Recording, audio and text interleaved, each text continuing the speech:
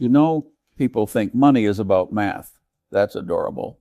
If money were about math, every engineer would retire at 35 and every lottery winner would live happily ever after.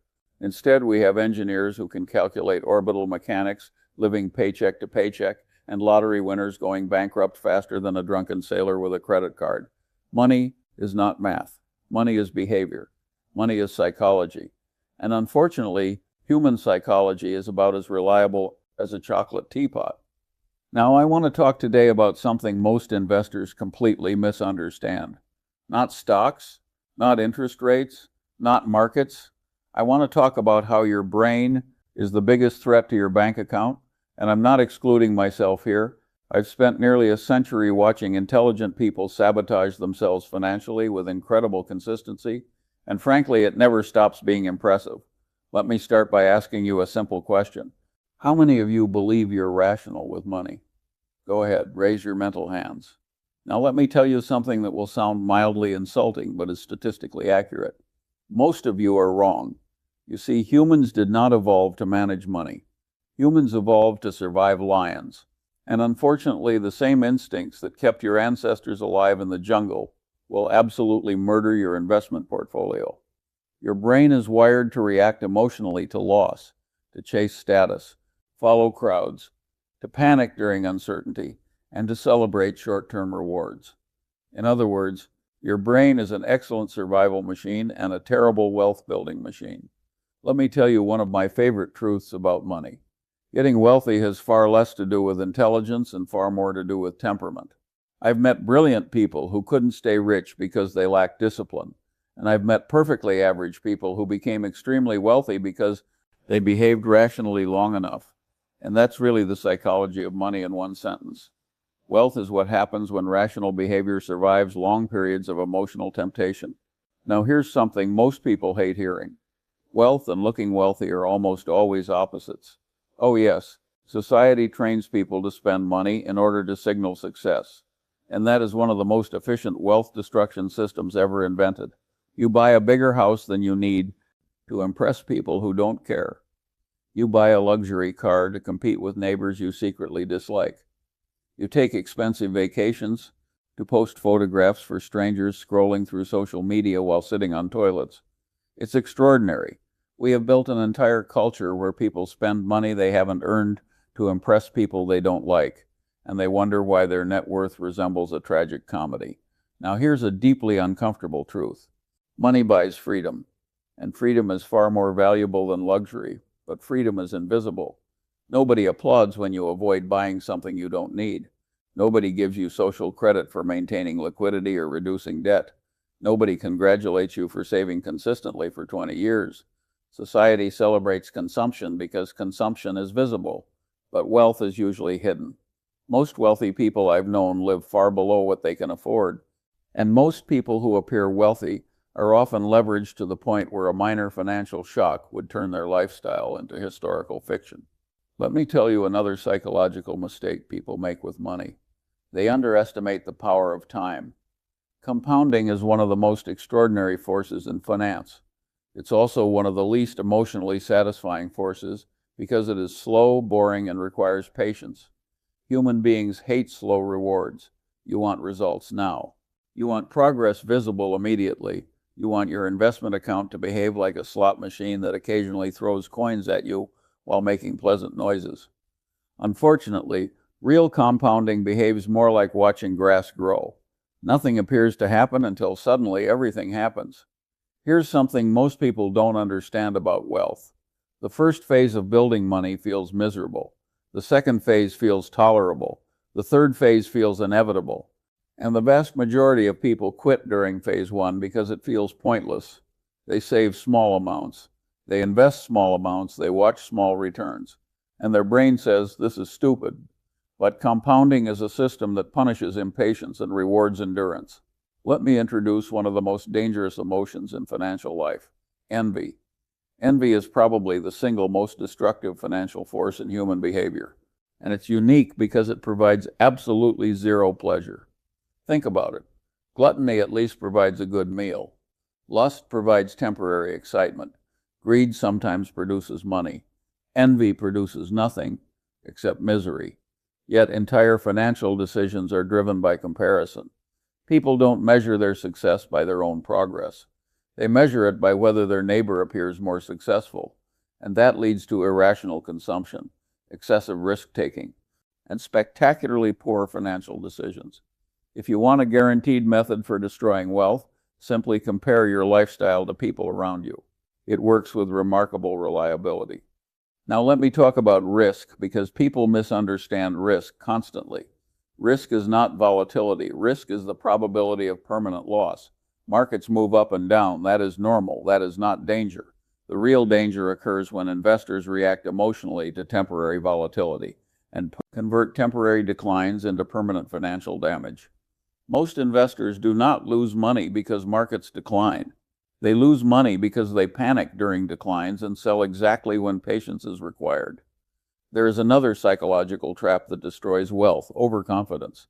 The human brain is spectacularly skilled at believing it understands things it does not understand. Investors read a few articles, watch financial television, hear opinions from friends, and suddenly develop strong convictions about markets, industries, and economic trends. And confidence without competence is extremely expensive. One of the greatest financial skills you can develop is the ability to say 3 simple words: I don't know. Those 3 words have saved more money than any sophisticated financial strategy ever invented. Now I want to discuss luck. People hate talking about luck because it threatens the illusion that success is entirely earned through intelligence and effort. But luck plays a significant role in financial outcomes. Some people start careers during economic expansions. Some start during recessions. Some encounter extraordinary investment opportunities. Others encounter disasters beyond their control. Understanding luck produces humility, and humility protects investors from excessive risk-taking driven by overconfidence. Here's another psychological phenomenon people rarely appreciate: the desire to be entertained by money. Investing should be boring, but people constantly transform investing into entertainment. They trade frequently, they chase market predictions, they seek excitement. They treat financial markets like casinos, where participation itself provides emotional stimulation.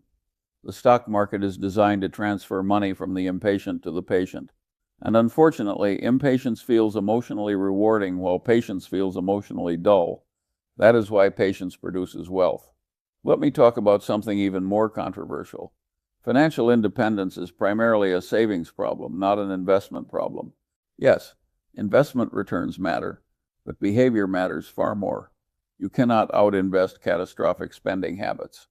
If your lifestyle expands every time your income increases, compounding becomes mathematically impossible.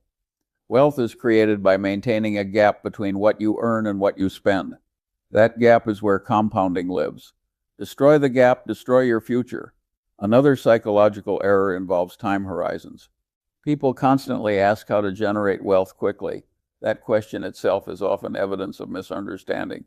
Wealth is rarely built quickly without extraordinary risk, and extraordinary risk frequently produces extraordinary regret.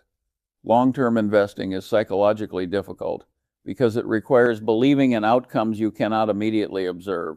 You must trust processes that may take decades to fully manifest. And the human brain strongly prefers visible, immediate feedback. Let me give you one of my favorite observations about money. Wealth is what you don't see. You see luxury goods, you see expensive homes, you see vacations, you see consumption. Those are visible, but wealth is hidden. Wealth is money that has not been spent. Wealth is optionality. Wealth is security. Society celebrates visible consumption while ignoring invisible financial strength, and that psychological bias pushes people toward lifestyles that appear successful while quietly undermining long-term financial stability. Another major psychological factor in money is fear. Fear can protect investors by preventing reckless risk-taking, but fear can also destroy wealth by preventing rational long-term investment.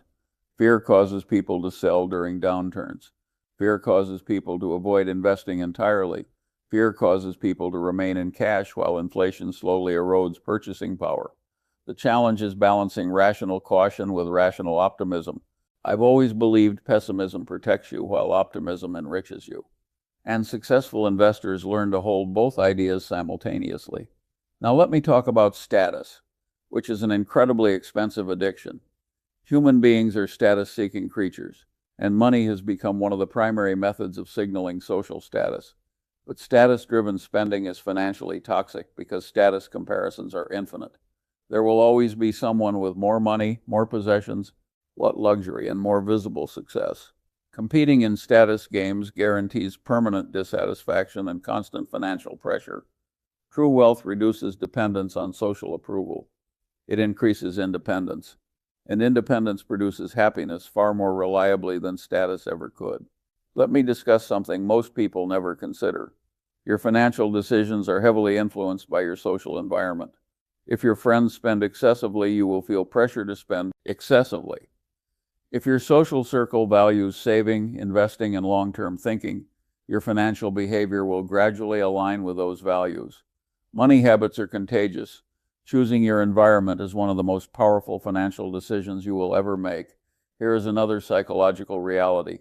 Money amplifies personality. If you are disciplined, wealth increases discipline. If you are reckless, wealth increases recklessness. Money does not change character, it reveals it. That is why many people become financially successful and emotionally miserable simultaneously, because money magnifies underlying behavior patterns. Now let me tell you something people rarely admit. Financial success often depends on avoiding catastrophic mistakes, rather than achieving extraordinary brilliance. You don't need to make perfect decisions constantly. You need to avoid disastrous decisions occasionally. Most financial disasters originate from leverage, speculation, excessive confidence, or emotional reactions to short-term events. Remove those behaviors and long-term wealth becomes surprisingly attainable. Let me discuss leverage briefly. Leverage is incredibly seductive because it magnifies gains. It also magnifies losses. And losses amplified by leverage have an unfortunate tendency to become permanent. Debt can accelerate wealth creation under favorable conditions, but it can also eliminate decades of financial progress within months. And the psychological stress created by leverage often causes investors to make even worse decisions under pressure. Another psychological phenomenon is the illusion of control. Investors love believing they can predict markets, economic cycles, and future outcomes. Entire industries exist to produce confident predictions about unpredictable events. But investing success rarely depends on predicting the future. It depends on building systems that survive uncertainty. Owning durable assets, maintaining diversification, controlling costs, and maintaining discipline are far more reliable than forecasting macroeconomic trends. Let me give you something deeply important. The most valuable financial asset is not money, it is time. Time allows compounding, time allows recovery from mistakes, time allows learning and adaptation, and time disappears faster than people realize. Young investors possess enormous advantages because they possess time. But young investors frequently waste that advantage chasing short-term excitement instead of long-term compounding. Here is something else most people misunderstand. Money is a tool for achieving life satisfaction, not an objective by itself. Pursuing money without understanding what money is supposed to accomplish often leads to wealth without happiness. The ultimate purpose of financial success is independence, flexibility, security, and the ability to pursue meaningful experiences and relationships.